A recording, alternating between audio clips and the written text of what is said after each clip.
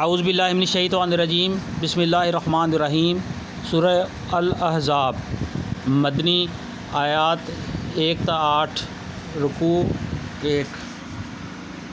اے نبی صلی اللہ علیہ وآلہ وسلم، اللہ سے ڈرو اور کفار و منافقین کی اطاعت نہ کرو، حقیقت میں علیم اور حکیم تو اللہ ہی ہے۔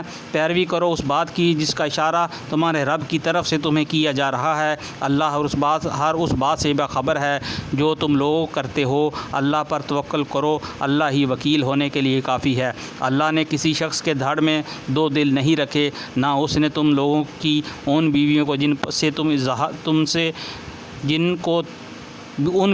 جن سے تم زہار کرتے ہو تمہاری ماں بنا دیا ہے، اور نہ اس نے تمہارے منہ بولے بیٹوں کو تمہارا حقیقی بیٹا بنا دیا ہے۔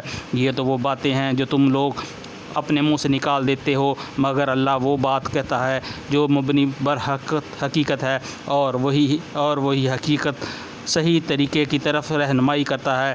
منہ بولے بیٹوں کو ان کے باپوں کی نسبت سے پکارو، یہ اللہ کے نزدیک زیادہ منصفانہ بات ہے، اور اگر اللہ تمہیں معلوم نہ ہو کہ ان کے باپ کون ہیں تو وہ تمہارے دینی بھائی اور رفیق ہیں۔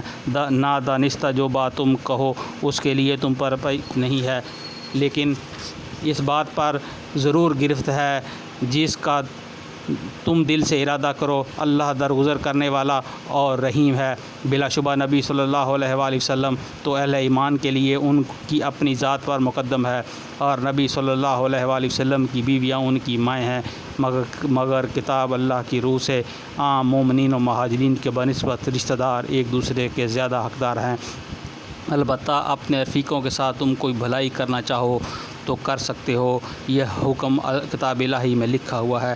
اے نبی صلی اللہ علیہ وآلہ وسلم، یاد رکھو اس عہد و پیمان کو جو ہم نے سب پیغمبروں سے لیا ہے، تم سے بھی، اور نوح اور ابراہیم اور موسیٰ اور عیسیٰ ابن مریم علیہ السلام سے بھی، سب سے ہم پختہ عہد لے چکے ہیں، تاکہ سچے لوگوں سے ان کا رب ان کی سچائی کے بارے میں سوال کرے، اور کافروں کے لیے تو اس نے دردناک عذاب مہیا کر رکھا ہے۔ صدق اللہ العظیم۔